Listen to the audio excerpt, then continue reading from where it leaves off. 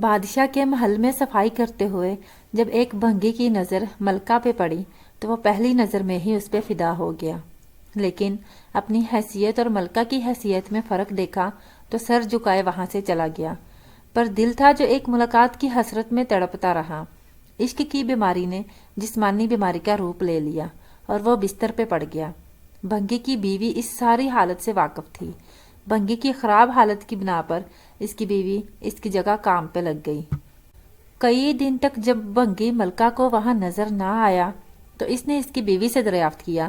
بھنگی کی بیوی یہ سوچ کر گھبرا گئی کہ ملکہ کو اصل بات بتا دی تو نہ جانے کیا حال ہوگا ہمارا، لیکن ملکہ نے اسی گھبراہٹ جانچ کر اسے اعتماد میں لیا اور حقیقت پوچھی۔ بھنگی کی بیوی نے وہ ساری صورتحال ملکہ کے گوش گزار کر دی۔ تب ملکہ نے اسے کہا کہ اس سے ملاقات کا یہی ایک رستہ ہے، تم اپنے شوہر سے جا کر کہو کہ کل وہ شہر سے باہر کسی رستے پہ بیٹھ جائے اور بس اللہ اللہ کرتا رہے، نہ تو کسی سے بات کرے اور نہ ہی کسی کا دیا ہوا کوئی بھی تحفہ قبول کرے۔ ایسا کرنے سے جب اس کے چرچے بادشاہ تک پہنچیں گے تو ملاقات کے رستے بھی کھل جائیں گے۔ ملکہ کا پیغام سنتے ہی بھنگی کی جان میں جان آئی اور وہ گدھاؤں کا بیس بدل کر ایک رستے پر جا کر بیٹھ گیا اور اللہ اللہ کا ورد شروع کر دیا۔ آنے جانے والے اس سے متاثر ہونے لگے اور نذرانے ساتھ لانے لگے، لیکن وہ نہ سر اٹھا کے کسی کو دیکھتا اور نہ ہی کسی چیز کو ہاتھ لگاتا۔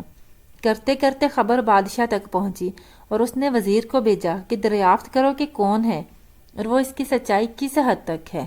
وزیر نے واپس جا کر بادشاہ سے اس کی بہت تعریف کی۔ بادشاہ فیض پانے کی غرض سے خود چل کر اس کے پاس گیا۔ جب ہر طرف اس کے چرچے ہونے لگے تو ملکہ نے بادشاہ سے اس نیک انسان کی زیارت کی خواہش ظاہر کی۔ بادشاہ نے اجازت دے دی۔ اسی اثنا میں جب بھنگی کو اس بات کا احساس ہوا کہ اب تک تو وہ دل سے نہیں صرف ایک دنیاوی مقصد کے تحت ہی اللہ پاک کے نام کی تسبیح کر رہا تھا، وہ جھوٹا ہے لیکن پھر بھی اللہ کی رحمت اس پر اس قدر ہے کہ لوگ اس کے سامنے جھک رہے ہیں، کیا بادشاہ اور کیا عام آدمی، سب ہی اسے عزت دے رہے ہیں۔